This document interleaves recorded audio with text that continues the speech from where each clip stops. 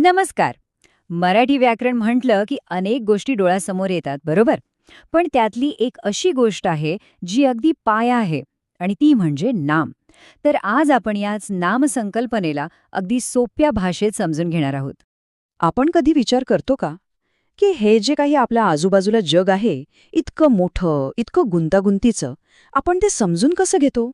उत्तर आहे ना, ते एकदम साधं आहे. आपण प्रत्येक गोष्टीला एक नाव देतो. आणि गंमत म्हणजे व्याकरणात आपण जे हे नाव देतो ना, त्यालाच म्हणतात नाम. सोपं आहे. चला तर मग बघूया तरी हे नाम म्हणजे नेमकं काय आहे.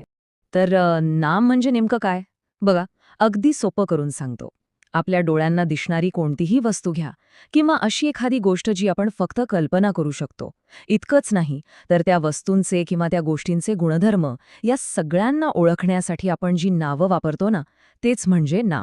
बरं, आता हे जे नाम आहे ना, त्याचे मुख्यत्वे 3 प्रकार पडतात. पहिला म्हणजे सामान्य नाम, दुसरा विशेष नाम आणि तिसरा आहे भाववाचक नाम. चला एक-एक करून हे तिन्ही प्रकार काय आहेत ते बघूया. चला सुरुवात करूया पहिल्या प्रकारापासून, सामान्य नाम. आता नावावरूनच कल्पना येते नाही का? हे एक सामान्य म्हणजे जनरल नाव आहे. म्हणजे बघा, जेव्हा एकाच जातीच्या किंवा प्रकारच्या सगळ्या वस्तूंना त्यांच्यात काहीतरी सारखे गुणधर्म असतात म्हणून आपण एक कॉमन नाव देतो, तेव्हा त्याला म्हणतात सामान्य नाम. म्हणजे हे नाव कुठल्या एका वस्तूचं नाहीये, तर त्या पूर्ण ग्रुपचं, त्या पूर्ण वर्गाचं नाव आहे. चला, काही उदाहरणं बघितली की लगेच लक्षात येईल. पहिलं वाक्य बघा, आदित्य हा चांगला मुलगा आहे. आता यात मुलगा हा शब्द बघा. तो कुठल्याही मुलासाठी वापरता येतो, बरोबर? म्हणून मुलगा हे झालं सामान्य नाम. तसंच पर्वत म्हटलं की कोणताही पर्वत डोळ्यासमोर येतो. नदी, शहर, देश ही सगळी सामान्य नामे आहेत. ती एका पूर्ण वर्गाबद्दल बोलतात. ठीक आहे. तर सामान्य नाम म्हणजे काय हे तर आपल्याला कळलं. पण समजा मला सगळ्या मुलांबद्दल नाही बोलायचंय किंवा सगळ्या पर्वतांबद्दल नाही बोलायचंय. मला त्यातल्या एका विशिष्ट मुलाबद्दल किंवा पर्वताबद्दल बोलायचं असेल तर मग काय? अरे, तिथेच तर येतो आपला दुसरा प्रकार, विशेष नाम. हे पण नावासारखंच आहे. विशेष नाम म्हणजे एकदम विशेष, स्पेसिफिक नाव. हे पूर्ण जातीला किंवा वर्गाला दिलेलं नाव नाहीये, तर त्या वर्गातल्याच एका ठराविक व्यक्तीला, प्राण्याला किंवा वस्तूला दिलेलं खास नाव म्हणजे विशेष नाम. आता गंमत बघा, आपण तीच आधीची वाक्य परत घेऊया. पहिलं वाक्य होतं, आदित्य हा चांगला मुलगा आहे. यात आदित्य हे नाव हे काही सगळ्या मुलांना लागू होत नाही, बरोबर ना?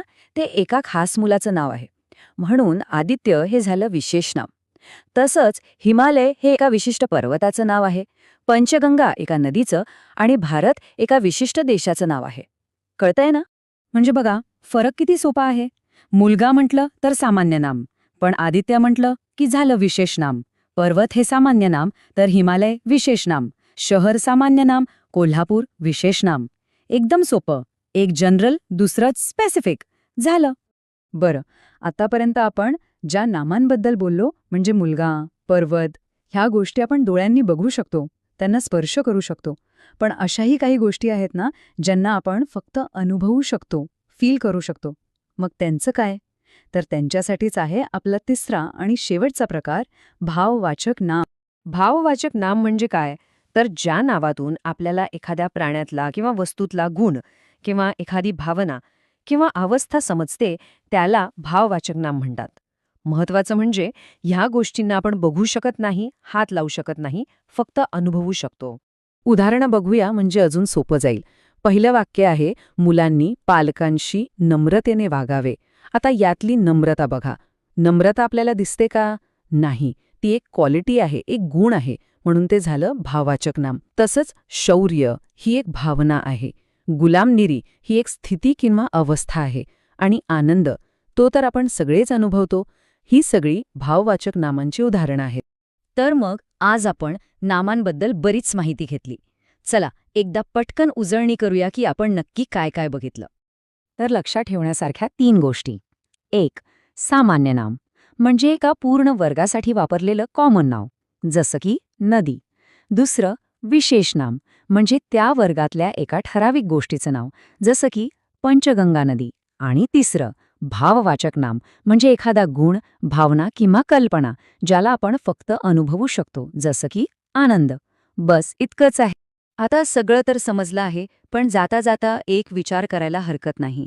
या तिन्ही प्रकारांपैकी सामान्य नाम, विशेष नाम आणि भाववाचक नाम यांच्यापैकी कुठली नामं वापरल्यामुळे एखादी गोष्ट किंवा एखादं वर्णन जास्त जिवंत वाटतं, जास्त प्रभावी वाटतं? जरा विचार करून बघा.